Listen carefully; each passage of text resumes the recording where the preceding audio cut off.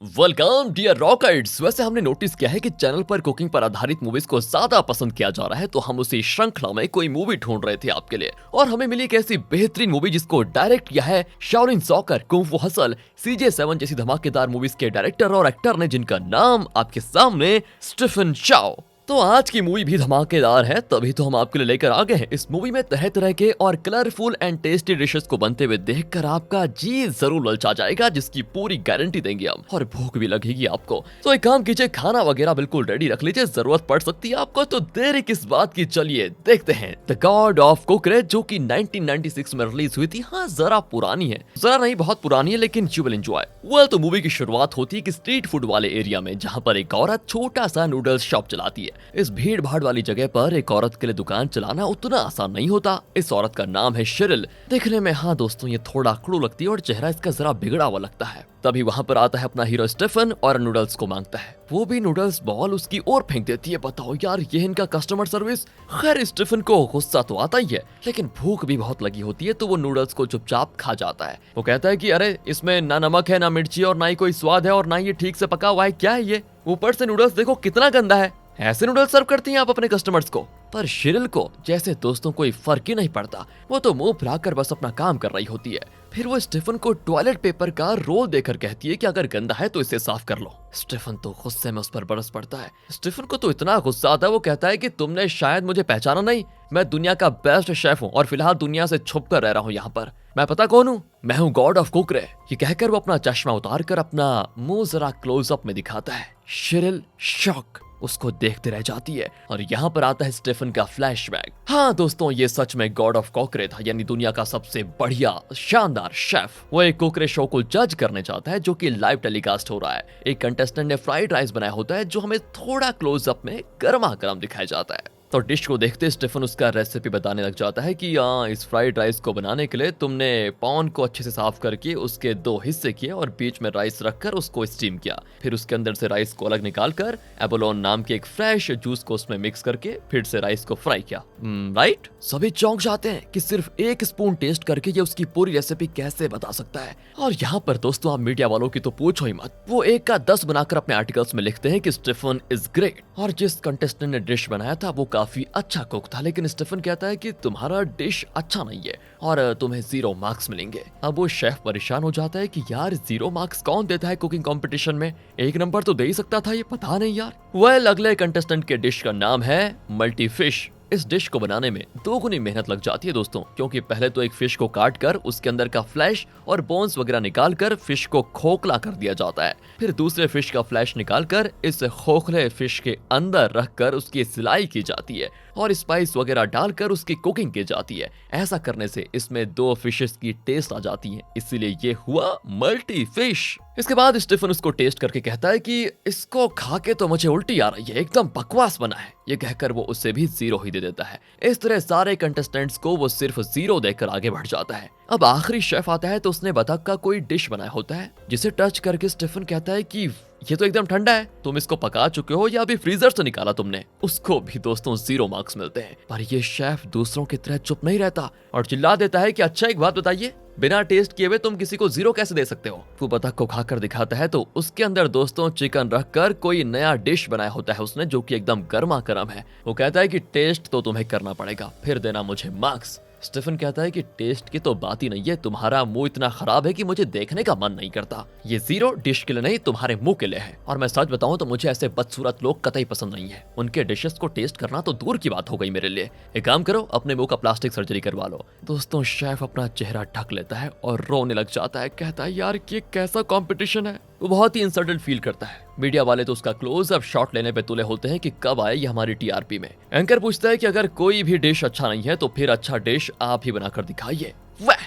ये हुई ना बात, अभी दिखाता हूँ। ये कहकर स्टीफन चाशनी को गाढ़ा करके उसका एक डेजर्ट बनाता है, जिसे वो रेनबो विद फ्लावर्स का नाम देता है। उसे सभी टेस्ट करते हैं और कहते हैं कि वाह, ये तो एकदम लाजवाब है। मीडिया वाले भी इस बात को खूब छापते हैं। वैसे आपका पसंदीदा डिश कौन सा है? उसका नाम और उसका नाम का मतलब कमेंट्स में जरूर कह दीजिए, और बाहर के डिश मत बताना, मतलब बताओगे तो अच्छे से समझा देना। अगले सीन में स्टीफन उस शो के एंकर को डांट रहा होता है कि तुम अपना खुद का डायलॉग क्यों बोल रहे थे? अरे जो स्क्रिप्ट में है वो फॉलो क्यों नहीं किया? सर उसके लिए सॉरी, मुझे लगा कि मैं एक्स्ट्रा बोलूंगा तो आप मुझे एक्स्ट्रा पेमेंट देंगे। फिर वो उस शो के कंटेस्टेंट से मिलता है और उन्हें भी पैसे देता है। ये कुकिंग शो असली नहीं है, बल्कि स्टीफन अपनी पब्लिसिटी के लिए ही ये सब कुछ कर रहा है। सच बताएं तो उसे कुकिंग के बारे में ज्यादा कुछ आता जाता है नहीं, और इस तरह के फ्रॉड शोज के जरिए वो मीडिया का ध्यान अपनी ओर आकर्षित करता है। ये सब करके ही वो गॉड ऑफ कुकरी बना है, और इसी वजह से कई कंपनीज अपने प्रोडक्ट्स को मार्केट में लॉन्च करने के लिए स्टीफन का सहारा लेती हैं। लगता है दोस्तों रियल लाइफ में भी कहीं कहीं ऐसा होता है, और इस तरह ढेर सारे ब्रांड्स को एंडोर्स करके ही वो माला माल बन गया है।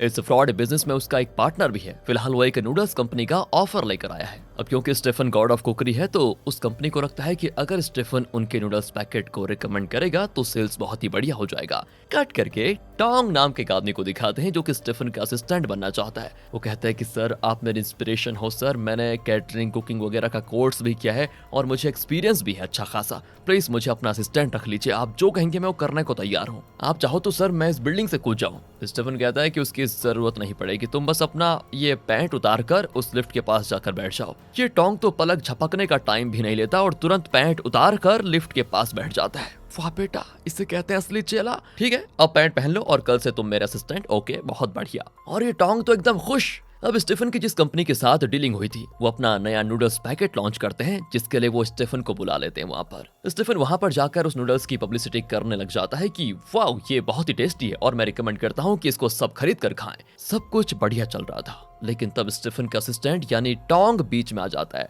और वो स्टीफन से पूछता है कि इस नूडल्स में कौन कौन से इंग्रेडिएंट्स पड़े हुए हैं जरा बताइए, और इसमें किस तरह के मसाले मिक्स किए गए हैं बताइए। आप कहेंगे तो लोगों को इस प्रोडक्ट पर और विश्वास होगा। पर स्टीफन को तो कुछ पता हो तब पता है ना। वो जरा नर्वस हो जाता है और अपने पार्टनर को इशारा करता है कि गार्ड्स को बुलाकर इसको बाहर करवाओ। लेकिन तब स्टीफन को पता चल जाता है कि असल में पार्टनर भी टोंग के साथ मिला हुआ है। वो गार्ड्स को जाने नहीं देता और यहाँ पर टोंग हीरो की तरह कोट वगैरह फाड़ कर फेंक देता है और एक प्रोफेशनल शेफ की तरह एक नूडल्स डिश बनाता है। वो कहता है कि ये है असली नूडल्स, इसे टेस्ट करके बताइए कि ये अच्छा है या वो पैकेट वाला नूडल्स जिसे गॉड ऑफ क्रोकरी रिकमेंड कर रहा है, बताइए। असल में दोस्तों ये सब कुछ टोंग का प्लान था, क्योंकि वो जानता था कि स्टीफन धोखे से गॉड ऑफ कुकरी का ताज पहनकर लोगों को उल्लू बना रहा है। इसलिए उसने स्टीफन के पार्टनर के साथ डील की थी कि अगर तुम इस प्लान में मेरा साथ दोगे तो मैं गॉड ऑफ कुकरी बन जाऊंगा, तुम्हें अपना पार्टनर बना लूंगा, और क्योंकि मैं असली शेफ हूँ तो पकड़े जाने का डर भी नहीं रहेगा। और दोस्तों इस पर स्टीफन का पार्टनर भी स्टीफन का साथ छोड़ने के लिए मान गया और उनका ये प्लान सफल भी हो गया।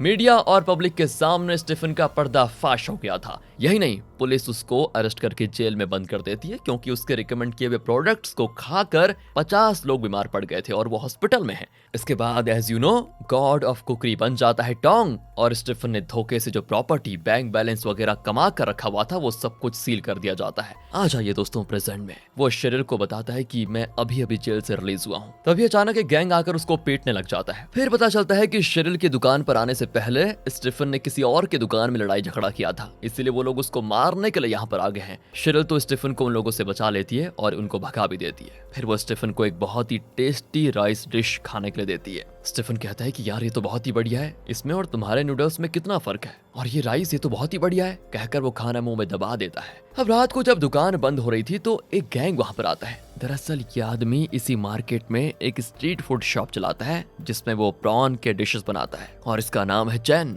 और शेरिल की बात की जाए तो वो बीफ बॉल्स का डिश बनाने में बड़ी एक्सपर्ट है, और वैसे इस एरिया में चैन और शेरिल के शॉप से टॉपर है। शेरिल का भी अपना एक गैंग है दोस्तों, और आज चैन के शॉप पर उतने लोग नहीं आए थे जितने कि शेरिल की दुकान पर। वो कहता है कि अगर देखो हम दोनों की रेसिपीज को मिलाकर हम कोई नया डिश बनाकर बेचेंगे तो बिजनेस बहुत ही आगे बढ़ेगा, हम मालामाल हो जाएंगे, और मुनाफे में मेरा 60% और तुम्हारा 40%। बोलो डील मंजूर है क्या? शेरिल तो ये सुनकर उसको गाली दे देती है कि कस्टमर्स मेरी दुकान पे ज्यादा आते हैं, मतलब मेरा खाना अच्छा है, और तुम मुझे 40% दोगे और खुद 60%? वाह बेटा, चुपचाप से पासा पलट दो और 60-40 कर लेते हैं, 60 मेरा 40 तुम्हारा। बोलो मंजूर? पर चैन नहीं मानता। इनके बीच ऐसे मोटिवेट होते रहते हैं दोस्तों। शेरिल के गैंग के साथ स्टीफन भी खड़ा होता है और बात बात पर वो पीछे से कमेंट कर रहा होता है। अब इससे चैन तो बिगड़ जाता है कि वो कौन माइका लाल है जो मेरे साथ जबान लड़ाना चाहता है, जरा सामने आ जाए। और जब कोई सामने नहीं आता तो वो सभी को लाइन में खड़ा करके कहता है कि अब मेरे साथ बात करो, मैं तुम सबकी आवाज सुनकर पता लगा लूंगा कि कौन था वो। बस दोस्तों स्टीफन पकड़ा जाता है और चैन गुस्से में उसे काटने वाला होता है। तभी शेरिल चाकू पकड़कर चैन को ही उठाकर फेंक देती है। लगता है शेरिल कुंफू वगैरह जानती है, वाह। फिर अपना बड़ा सा चाकू उठाकर वो चैन के 2 टुकड़े करने वाली होती है, लेकिन उसकी आंखों के बीचों बीच रुक जाती है। चैन की तो डर के मारे हालत खराब, वो तुरंत भाग जाता है। लेकिन सुनिए, बहुत देर के बाद फिर वो अपनी गैंग को वापस लेकर आता है, क्योंकि अगर उसने शेरिल को खत्म नहीं किया तो उसका अपना बिजनेस बंद हो जाएगा। लेकिन वो देखते हैं कि बहुत देर से स्टीफन और शेरिल एक टेबल पर बैठे न जाने क्या कर रहे हैं। चैन तो सेफ्टी के लिए अपने कुछ आदमियों को दूर खड़ा कर देता है और बाकियों को लेकर शेरिल और स्टीफन के पास जाता है। बहुत देर के बाद जब वो वापस नहीं आता तो उसके आदमी जाकर देखते हैं, वहाँ चैन शेरिल को काटने के बजाय उन दोनों के साथ टेबल पर बैठा होता है। लेकिन ये तीनों ऐसा क्या कर रहे हैं जो हिल भी नहीं पा रहे। और तब हमें दिखाते हैं कि उनके आगे बड़ी देर से एक छोटा सा बॉल बाउंस किए जा रहा है। कुछ देर पहले ये लोग जो प्रॉन और बीफ बॉल्स को मिलाकर कोई डिश बनाने की सोच रहे थे, ये वही डिश है जो स्टीफन और शेरिल ने बना दिया। और ये इतना इलास्टिक है कि लगातार बाउंस कर रहा है। चैन उसे टेस्ट करता है तो समझ जाता है कि वाह यार, ये तो एकदम लाजवाब है। स्टीफन कहता है कि शेरिल के बीफ बॉल्स के अंदर तुम्हारे प्रॉन का कीमा स्टफ करके ये बॉल बना है, और अगर इस कॉम्बिनेशन डिश को हम अपने शॉप में बेचेंगे फिर हमारा एक रेस्टोरेंट बनेगा, और कुछ दिनों में एक क्या 8 रेस्टोरेंट खुल जाएंगे, और मार्केट रिसर्च मैं करूंगा, क्या कहते हो। इस तरह इन तीनों के बीच होती है एक मस्त डीलिंग। बीफ बॉल्स को इतना बाउंसी बनाने के लिए उसे कितना पीटना होता है ये सिर्फ शेरिल जानती है, और चैन प्रॉन के बारे में A to Z सब जानता है। तो इनका कॉम्बिनेशन जरूर रंग लाएगा, ये सोचकर वो एक छोटा रेस्टोरेंट भी खोल लेते हैं। प्रॉब्लम अभी ये है कि एक भी कस्टमर नहीं आता। ये लोग फिर डिश का रेट घटा लेते हैं, लेकिन रेस्टोरेंट सुनसान पड़ा होता है, कोई नहीं आता। उसके बाद ये लोग लगातार दाम घटाते जाते हैं, लेकिन कोई फायदा ही नहीं होता। और ये समझ आते हैं कि जब लोगों को इस नए डिश के बारे में कुछ पता ही नहीं होगा तो वो क्यों आएंगे खाने के लिए। इसलिए वो वही चीज करते हैं जो अंबानी करता है, अपनी डिश को फ्री में देकर मार्केट को कैप्चर करने की करते हैं कोशिश। और फ्री में खाना मिल रहा है ये सुनकर एक पेटू नर्स वहां पर आती है और वो एक बॉल भर के इनका स्पेशल डिश लेकर जाती है। साथ ही हॉस्पिटल में उसके कुछ पेशेंट्स चुपके से सारे बीफ बॉल्स खा लेते हैं और उन्हें उसका टेस्ट लगता है इतना बढ़िया। फिर क्या था, नर्स अपने सारे पेशेंट्स को लेकर इनके रेस्टोरेंट में आ जाती है कि चलो भाइयों और बहनों, यहाँ सब फ्री में है, जाकर खूब मजे लूटो। पेशेंट्स बड़े चाव से खाते हैं और इस तरह इनके रेस्टोरेंट की पब्लिसिटी भी बहुत बढ़िया हो जाती है। फिर वो धीरे धीरे वही चीज डिश का रेट बढ़ा जाते हैं और आखिर उस रेट पर बेचते हैं जो पहले इन्होंने फिक्स किया था। इसके बाद तो मीडिया वाले भी इसको अच्छे से कवर कर लेते हैं। रेस्टोरेंट में बहुत भीड़ आ जाती है। ये सब कुछ देखकर स्टीफन का एक्स पार्टनर और टोंग बौखला जाते हैं, क्योंकि उन्हें लगता था कि स्टीफन जेल में सड़ रहा होगा, लेकिन यहाँ ये तो अपना रेस्टोरेंट खोलकर बढ़िया मार्केटिंग कर रहा है और लोग इसकी बड़ी तारीफ भी कर रहे हैं उसके स्पेशल डिश की। वक्त बीतता है और जैसा स्टीफन ने कहा था उसके रेस्टोरेंट के 2 ब्रांचेस खुल जाते हैं। 2 से 4 होते हैं और 4 8 और देखते देखते पूरी दुनिया में लगभग 2500 ब्रांचेस हो जाते हैं इनके रेस्टोरेंट के। ये लोग करोड़पति बन जाते हैं, वैसे ही जैसे अपने 80s के हीरोज एक ही गाने में दिन रात मेहनत करके कुली से करोड़पति बन जाते थे। तो एक दिन ये लोग एक बड़े चमक धमक वाले स्टार होटल में जाते हैं। वहां पर आता है स्टीफन का पुराना पार्टनर और टोंग। स्टीफन तो उसको चिढ़ाता है कि तुम लोगों ने मेरी जिंदगी बर्बाद कर दी थी, तुम्हें ऐसा लगा होगा, है ना। देखो बिगड़ने के बजाय संवर गई मेरी लाइफ, अब मैं किसी को धोखा नहीं देता और देखो मैं कहां से कहां पहुंच गया। मेरे रेस्टोरेंट के 2500 ब्रांचेस हैं दुनिया भर में, लेकिन मैं जानता हूं कि तुम दोनों अभी भी झूठी मार्केटिंग करके पब्लिक को धोखा दे रहे हो। सही कहा ना मैंने। पर टोंग कहता है कि तुम हो गए बड़े करोड़पति, लेकिन कुकिंग का भगवान तो अभी भी मैं ही हूँ। मेरे साथ कम्पीट करके गॉड ऑफ कुकरी का खिताब जीत कर दिखाओ, फिर देख लेंगे तुम कितने होनहार हो। एंड यहाँ पर ईगो की बात आ जाती है, तो स्टीफन उसका ये चैलेंज भी स्वीकार कर लेता है और कहता है कि अगले गॉड ऑफ कुकरी कंपटीशन में मेरी और तुम्हारी होगी टक्कर, वहां पर देखेंगे कौन होगा बेस्ट शेफ। लेकिन दोस्तों पर बहस के बीच में इन दोनों के गैंग्स फाइट करने लग जाते हैं। शेरिल तो उनको खूब पीटती भी है और अपना कुंफू का टैलेंट भी दिखाती है। स्टीफन उसको फिर शांत करके बाथरूम में लेकर जाता है, लेकिन तब भी वो उछल रही होती है, तो स्टीफन तो उसको कस के पकड़ लेता है। तो उस मोमेंट में न जाने शेरिल को क्या हुआ, पता है क्या हुआ, वो स्टीफन की गाल पे किस कर देती है। और स्टीफन को उसका ऐसा करना बिल्कुल अच्छा नहीं लगता दोस्तों, क्योंकि वो कुछ लोगों को खूबसूरत और कुछ लोगों को बदसूरत मानता है। उसके हिसाब से शेरिल बदसूरत है, उसका चेहरा, उसकी आंखें, उसके दांत अब स्टीफन को घिनौने लग जाते हैं। वो शेरिल को धक्का देकर उठ जाता है। शायद शेरिल स्टीफन को पसंद करने लगी है, लेकिन स्टीफन को शेरिल के लिए कोई फीलिंग्स नहीं है। कैसा बंदा है यार ये। फिर पता है दोस्तों, शेरिल के जाने के बाद वो अपने गाल को बार बार साबुन से धो देता है, सिर्फ इसीलिए कि शेरिल ने उसके गाल पे किस किया था। फिर वो अपने साथियों के साथ ड्रिंक करने लग जाता है और चैन से पूछता है कि शेरिल का चेहरा ऐसा क्यों है। चैन कहता है कि तुम्हारे लिए लड़ते हुए उसका ये हाल हो गया, पता है तुम्हें। स्टीफन तो चौंक जाता है कि ये क्या बकवास कर रहे हो। चैन कहता है कि बकवास नहीं है यार, सच कह रहा हूँ। जब तुम गॉड ऑफ कुकरी नहीं थे तब से वो तुम्हारी कुकिंग की फैन है, पता है। और जब तुम गॉड ऑफ कुकरी बने और हर मैगजीन में तुम्हारे फोटोज और पोस्टर्स छपने लगे तो वो अपने घर की दीवारों को उन पोस्टर से भर देती थी। एक दिन हुआ ये कि किसी ने तुम्हारा पोस्टर फाड़ दिया तो उसे इतना गुस्सा आया कि वो तो उन लोगों से लड़ने पे उतर आई। और वो लोग तो ठहरे थे एक नंबर के राउडीज। उन्होंने शेरिल पर चाकू से लगातार वार किया। उसमें शेरिल तो बच गई लेकिन उसके चेहरे पे चाकू के ऐसे गहरे गहरे घाव हो गए कि पूछो मत। और इसी वजह से यार उसका चेहरा इस तरह हो गया है। और हाँ, अभी तो वो तुमसे प्यार भी करने लगी है। स्टीफन के कान खुल जाते हैं अच्छे से, वो चौंक जाता है पूरी तरह। तभी शेरिल बिल्कुल भरपूर मेकअप, मतलब कुछ ज्यादा ही मेकअप करके उसके सामने आती है। दरअसल 1 महीने के बाद गॉड ऑफ कुकरी कंपटीशन है तो उसके लिए ट्रेनिंग लेने के लिए स्टीफन चाइना जा रहा है। शेरिल कहती है कि मैं भी साथ चलना चाहूंगी तो स्टीफन कहता है कि नहीं नहीं, मैं जानता हूँ तुम मेरे साथ क्यों आना चाहती हो और मैं ऐसा कभी होने नहीं दूंगा, मुझे बख्श दो प्लीज। कहकर स्टीफन जल्दी से टैक्सी में निकल जाता है। अगले सीन में वो चाइना जाने वाली फ्लाइट को पकड़ लेता है। फिर चाइना जाकर वो चैन को कॉल करता है तो वो कहता है कि शेरिल भी चाइना आई है। स्टीफन तो बौखला जाता है कि यार इसको हो क्या गया, ये मेरे पीछे क्यों पड़ी हुई है। चैन कहता है अरे वो तुम्हें कुछ देने के लिए आई है यार। उसी मोमेंट में शेरिल भागी चली आती है कि मैं आ गई मेरी जान। और उसको देखकर स्टीफन बिल्कुल अपोजिट डायरेक्शन में भाग जाता है। पर आखिर वो स्टीफन को पकड़ लेती है। वो कुछ चीजें देती है और कहती है इन्हें तुम भूल आए थे। फिर वो एक कागज पर हार्ट बनाकर कहती है ये मेरा दिल है, अब तुम इसके बीचों बीच तीर बना दो बस। स्टीफन घबराकर कहता है कि नहीं नहीं, मैं नहीं छोड़ूंगा तीर वगैरह, भाई समझा करो, क्योंकि मेरे दिल में तुम्हारे लिए वैसी वाली फीलिंग्स है नहीं, तुम बस मेरी अच्छी दोस्त हो और कुछ नहीं। शेरिल कहती है ठीक है दोस्त बन के रहो, क्या फर्क पड़ता है, पर प्लीज इसमें एक तीर तो बना दो, फिर मैं तुम्हें तंग नहीं करूंगी कभी, सच बता रही हूँ। पर अचानक शेरिल एक आदमी को देखती है जो स्टीफन को शूट करने आ रहा है। वो झट से स्टीफन को हटाकर खुद उस आदमी के आगे आ जाती है और उसके कंधे पे गोली लग जाती है, बेचारी बेहोश। अब वो आदमी स्टीफन को शूट करने आता है और एक गन शॉट वहां पर सुनाई देता है। यहाँ पर फ्रेम फ्रीज हो जाता है और पता नहीं स्टीफन को क्या हुआ। अब यहाँ से सीन आता है 1 महीने के बाद, जहाँ बड़ी शानो शौकत से गॉड ऑफ कुकरी कंपटीशन शुरू होने वाला है। मीडिया और बड़े बड़े लोग वहां पर जमा होते हैं। दुनिया भर के बेस्ट शेफ्स एक दूसरे के साथ कम्पीट करने वाले हैं। असल में स्टीफन के पुराने पार्टनर और टोंग ने मिलकर स्टीफन को खत्म करने का प्लान बनाया था।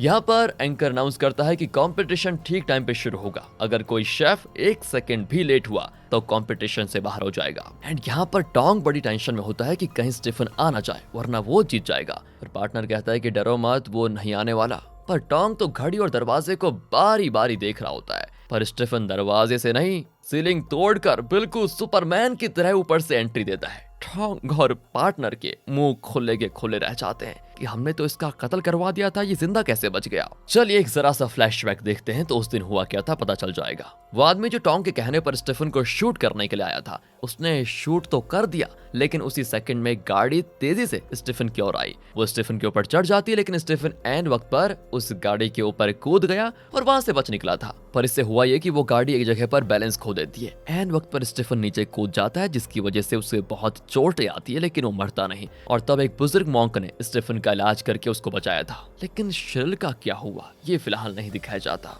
और अब प्रेजेंट में दिखाते हैं कि कंपटीशन शुरू हो चुका है। सारे शेफ्स कुकिंग शुरू कर देते हैं लेकिन स्टीफन और टोंग एकदम चुपचाप एक दूसरे को ताकते हुए खड़े रहते हैं। टोंग का असिस्टेंट कहता है कि बॉस आप जल्दी कुकिंग शुरू कीजिए वरना हार जाएंगे। पर टोंग कहता है कि नहीं, मैं देखना चाहता हूँ कि स्टीफन क्या बनाने वाला है, उसे टक्कर देने वाला कोई डिश ही मैं बनाऊंगा। इसी बीच कंपटीशन के जज को दिखाते हैं जो एक कंटेस्टेंट के पास जाती है, जो कि मतलब कुकिंग करने से पहले चाकू वगैरह को हवा में उछालकर अपनी बाजीगरी दिखा रहा होता है। जज कहती है कि एक बात बताओ, यहाँ पर कुकिंग कंपटीशन चल रहा है या फिर नौटंकी competition? You are disqualified right now. कहकर वो कुकिंग शुरू होने से पहले ही उसे शेफ को कंपटीशन से बाहर कर देती है। फिर वो कोई अजीब सा डांस भी करती है। शेफ्स उसको ताकने लग जाते हैं तो उन सबको भी डिस्क्वालीफाई करके वेन्यू से बाहर निकाल देती है। वो कहती है कि गॉड ऑफ कुकरी कंपटीशन में माइंड का कंसंट्रेशन इंपॉर्टेंट है। मैं नाचूं या गाऊं तुम्हें से कोई फर्क नहीं पड़ना चाहिए, तुम्हारा सारा ध्यान सिर्फ और सिर्फ कुकिंग पर होना चाहिए जो कि तुम्हारा नहीं है, इसलिए यू ऑल आर डिस्क्वालीफाइड। इस तरह कुकिंग कंपटीशन के बीच ये अलग ही टेस्ट चल रहा होता है दोस्तों। इस तरह के टेस्ट्स के चलते एक एक करके सारे शेफ्स एलिमिनेट हो जाते हैं और अब यहाँ पर सिर्फ स्टीफन और टोंग बचे हैं। और तब दोनों एक साथ अपनी कुकिंग को करते हैं शुरू। लगता है ये कुकिंग का होने वाला युद्ध है। दोनों को एक ही डिश बनाना है। वो एक फिश के बहुत ही पतले स्लाइसेस करते हैं और लगभग एक ही स्टाइल होता है दोनों का। जज तो ये देखकर हैरान हो जाती है कि वाह, इसे कहते हैं कटिंग। और जब स्टीफन को उस मॉन्क ने बचाया था तो उसने स्टीफन को कुंग-फू भी सिखाया था। अब टोंग तो पहले से कुंग-फू जानता था, तो दोनों कुंग-फू और कुकिंग को मिक्स करके बढ़िया परफॉर्म कर रहे होते हैं। टोंग कढ़ाई में तेल डालकर कुछ फ्राई कर रहा होता है, लेकिन बीच में उसे उछालकर स्टीफन पर फेंकता है, पर स्टीफन उसे कैच करके अपनी डिश में डाल लेता है और कहता है कि अच्छा तो तुम मुझ पर मांस फेंकोगे, ये लो गरम तेल। ये कहकर वो अपनी कढ़ाई का गरम तेल टोंग पर फेंक देता है और टोंग अपने डिफेंस में कलची से खुद को प्रोटेक्ट कर लेता है, लेकिन वो छेद वाला था तो उसके चेहरे पे गरम गरम तेल की बूंदें गिरकर अलग ही डिजाइन बना देता है। एंड इसके बाद वो गुस्से में अपना बड़ा चाकू निकाल कर स्टीफन पर फेंकता है, लेकिन स्टीफन तो अपने कुंग-फू स्टाइल में उछलकर उसे पैरों से पकड़ लेता है और उल्टा उसी पर फेंकता है। लेकिन टोंग झुक जाता है तो उस तरफ बैठे उसके पार्टनर के कंधे पर वो जाकर लग जाता है। पार्टनर तो चिल्लाता है कि अरे मुझे बचाओ, हॉस्पिटल लेकर चलो वरना मर जाऊंगा। और तब एक आदमी कहता है कि अबे ज्यादा ड्रामा मत कर, चाकू की धार इस तरफ है, तुम्हारी पीठ पर नहीं। तब जाकर वो चैन की सांस लेता है। स्टीफन और टोंग की लड़ाई हद पार कर रही होती है, लेकिन जज उन्हें कुछ नहीं कहती बल्कि तारीफ करती है कि वाह ये दोनों कितना अच्छा फाइट कर रहे हैं। असल में जिस मॉन्क ने स्टीफन को बचाया था उन्होंने स्टीफन को कुकिंग सिखाया था और वो भी कुंग-फू स्टाइल में, इसलिए वो टोंग को टक्कर दे पा रहा है दोस्तों। फिर दोनों अपने डिशेस को एक जार में रखकर उसे कढ़ाई में रख देते हैं, शायद ये इनका कोई कुकिंग मेथड है। तब टोंग का पार्टनर एक रिमोट का बटन प्रेस करता है और स्टीफन का जार फट जाता है, उसका डिश हर तरफ बिखर जाता है। असल में टोंग और उसके पार्टनर ने मिलकर स्टीफन के जार में एक बॉम्ब फिक्स करके रखा हुआ था। अब जज तो चौंक जाती है कि मैंने इन लोगों को थोड़ा लड़ने क्या दिया, ये तो बॉम्ब फोड़ कर खेल रहे हैं। स्टीफन की सारी मेहनत बेकार हो जाती क्योंकि अब कंपटीशन खत्म होने में सिर्फ 2 मिनट्स बचे होते हैं। टोंग और पार्टनर तो हंसने लग जाते हैं कि अब ये 2 मिनट में क्या करेगा, मर जाएगा, मतलब कंपटीशन हार जाएगा। दूसरी ओर मॉन्क को दिखाते हैं जो मीडिया को बता रहा होता है कि स्टीफन बुरी तरह घायल था जब मैंने उसे पहली बार देखा था, मैंने उसका इलाज किया था और उसकी जान बचाई, उसे कुकिंग और कुंग-फू भी मैंने ही सिखाया था। अब स्टीफन मॉन्क से टेलीपैथी के द्वारा कम्युनिकेट करता है और बताता है कि मैं हारने वाला हूँ, क्या करूँ। लेकिन मॉन्क कहता है कि हार मानना बुज़दिलों का गुण है, तुम हिम्मत वाले हो और मुझे यकीन है कि तुम इन 2 मिनट में अपना बेस्ट जरूर दोगे। स्टीफन में थोड़ी हिम्मत आ जाती है, उसे अब शेरिल की याद आती है क्योंकि वो जिंदा है या नहीं ये भी स्टीफन नहीं जानता। उसे शेरिल के बनाए हुए बीफ बॉल्स याद आ जाते हैं जो सिर्फ वो बना सकती थी। उसी डिश से इंस्पायर होकर स्टीफन इन 2 मिनटों में बीफ को पीटता है, उसका एक स्पेशल डिश बनाता है। इतना ही नहीं, वो अपने हाथों में आग लगाकर ऑमलेट बनाता है। 2 मिनट होते हैं पूरे और अब जज पहले टोंग का डिश टेस्ट करती है, कहती है वाह ये तो बहुत ही बढ़िया है। इतना कहकर वो स्टीफन का डिश टेस्ट करती है और टेस्ट करते ही उसे इतना एंजॉय करती है कि स्टीफन के मेथड, स्टाइल और फूड के टेस्ट, कंसिस्टेंसी वगैरह की इतनी तारीफ करती है कि थकती नहीं। ये एक टॉप नॉच डिश है, ये कहकर वो पूरा बॉल खाली कर देती है, यहाँ तक कि खुशी के आंसू भी बहाती है कि इस डिश ने तो मुझे स्वर्ग में पहुंचा दिया। सब समझ जाते हैं कि अब द गॉड ऑफ कुकरी का खिताब स्टीफन को ही मिलेगा, लेकिन तब पार्टनर जज को धमकाता है कि अगर तुमने स्टीफन को गॉड ऑफ कुकरी घोषित नहीं किया तो तुम्हारा ये बेटा,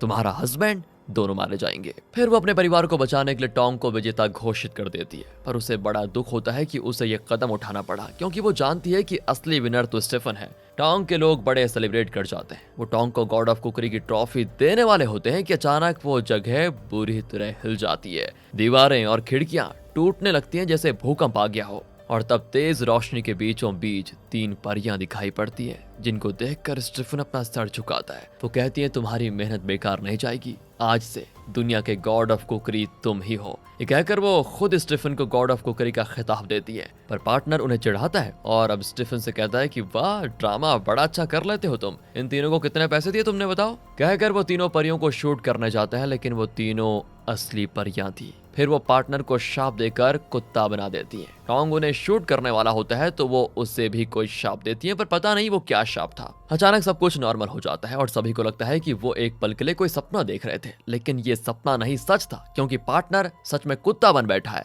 टोंग को ये शाप मिला है कि उसकी छाती बीचों बीच एक बड़ा छेद बन चुका है। इस तरह स्टीफन एक बार फिर गॉड ऑफ कुकरी बन गया, लेकिन इस बार अपनी असली काबिलियत के बल पर। इस जीत को स्टीफन उसके फ्रेंड सेलिब्रेट कर रहे होते हैं। स्टीफन को शेरिल की बहुत याद आती है। तब चैन बताता है कि असल में शेरिल को कुछ नहीं हुआ था, वो बुलेट उसके सोने के दांत पर लगकर बाउंस हो गया था, इसलिए वो जिंदा बच गई। और हाँ, उसने अपने चेहरे की प्लास्टिक सर्जरी भी करवा ली। पर उसने एक बात कही थी कि मेरे बारे में स्टीफन को मत बताना, वरना वो कंपटीशन जीत नहीं पाएगा, इसलिए वो इतने दिनों से तुम्हें मिली नहीं। आखिरकार शेरिल वहां पर आ जाती है। स्टीफन तो इमोशनल हो जाता है कि उसके खातिर शेरिल ने कितना कुछ सहा। शेरिल ने कागज में हार्ट बनाकर उस पर स्टीफन को तीर बनाने को कहा था, जिसके जवाब में स्टीफन एक कार्ड में हार्ट भी बना देता है और उसके बीचों बीच तीर बनाकर शेरिल को देता है। यही तो शेरिल चाहती थी और वो बड़ी खुश होती है दोस्तों। और अगर ये वीडियो दीपावली से पहले आ रही है तो सभी को हैप्पी दिवाली, और अगर बाद में आ रही है तो आप बताइए आपने कैसे सेलिब्रेट किया अपनी दिवाली को। बाकी मिलते हैं आपसे अगली वीडियो में। ध्यान रखिएगा अपना, क्योंकि सबसे जरूरी है ध्यान। Thanks for watching.